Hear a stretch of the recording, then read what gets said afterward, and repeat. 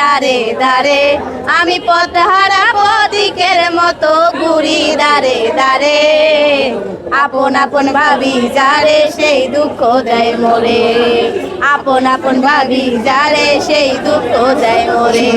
তো প্রিয় দর্শক, আসলে এই বৃষ্টির গান শুনতে হলে যেতে হবে এম মিউজিক বিডিতে, আর শাকিব খানের সিনেমা গাইতে হলে দেখতে হলে সিনেমা হলে, মধুমিতা সিনেমা হলে। সবকিছু অনুভূতি কি? ভালো লাগতেছে না, আমার ফুল বিক্রি করতে ভালো লাগে বেশি। ফুল বিক্রি করতে ভালো লাগতেছে। তো যাই হোক প্রিয় দর্শক, ভালো লাগলে ভিডিওটা শেয়ার করে দেবেন। এর আগে মেট্রো রেলও চলে না, আজকে ওকে নিয়ে আসছি। আজকে মূলত জায়গা মতো ভাইরাল তো মানুষ একটু ভিড় করে, এই জন্য যেহেতু বলছে যে বাবা তুমি 2 দিনের লাগে একটু অফ থাকো, কারণ যেহেতু গোলমেল হয়ে যায় একসাথে 500 লোক ভিড় করে এক জায়গায়। এই জন্য ওকে নিয়ে আসলাম একটু বিনোদন দেওয়ার জন্য, প্রিন্স সিনেমা দেখার জন্য এখানে আসছি। তো তোমার কেমন লাগছে বলো একটু। হ্যাঁ ভালো লাগছে ভাই, বেশ ভালো। তারপরে প্রিয়তমা বেশ, এবং সবচেয়ে বেশি সিনেমা সবসময় মোবাইলে দেখে, আসলে এভাবে সিনেমা হলে দেখা হয় না। এজন্য মানে ও যে ভালো করে আপনাদের বলবে। আচ্ছা ভাই, দিন শেষে শুনেন, দিন শেষে শাকিব খানের সিনেমা দেখে আমরা 10 টাকায় যে লাঠি লইছি হাতে, বুঝছেন? বিজেপির বিষয়টা হলো, এই ভাই ক্যামেরা একটু সরান, লাঠি দেখছেন হাতে, দেখছেন? এই আপনি এনে কষ্ট করে খারাইছেন কে? সমস্যা কি? সিনেমা দেখতে আসছি। আপনি কেন আসছেন? কি সিনেমা দেখছেন আপনি? কোন তো ভালো করে কোন, কি সিনেমা দেখছেন? ভালো করে প্রিন্স সিনেমা দেখছি। প্রিন্স সিনেমাতে কি আছে কোন, ভালো করে কি কি দেখছেন? সিনেমা নাই এমন কিছু নাই, আসলে অনেক কিছু অভাব আছে। বাংলাদেশ ভারত মিলে এই ছবি। আচ্ছা এখন আমার কথা শোনো ভাই, এখন এই যে সিনেমাতে টাকা দিয়ে দেখছো, এই টাকা কি উসল হয়েছে?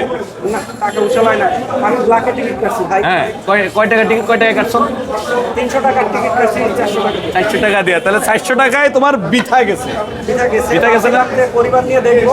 বাট এই প্রিন্স সিনেমার কোনো আগাগোড়া নাই, মানে কোনো গল্পের কোনো শেষ নাই।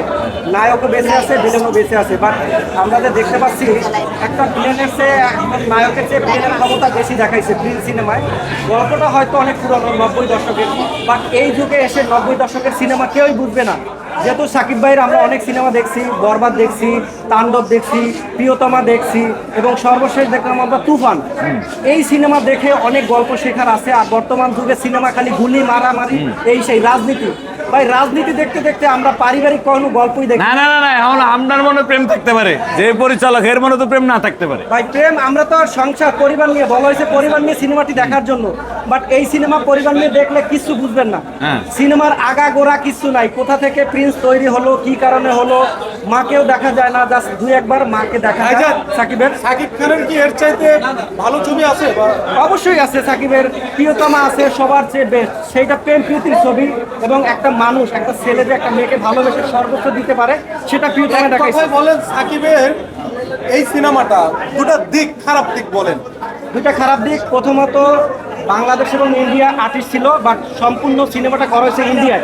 বাংলাদেশের কোনো নাম নাই, বাট সব জায়গায় ইউজ করছে বাংলাদেশের নাম। মোহাম্মদপুর মানে দেয়ছে মতিঝিল, কিন্তু সিনেমার ভিডিও লাগাইছে আরেক জায়গার নাকি? আমার টাকা আসলে ইনশাল হয় না। ভাই ভাই, ওর একটা সাক্ষাৎকার নেন কাল বেলায়। আপনি আসলে গল্পটা ফুটাইতে পারেন নাই। আপনি অনেক সাকিব ভাই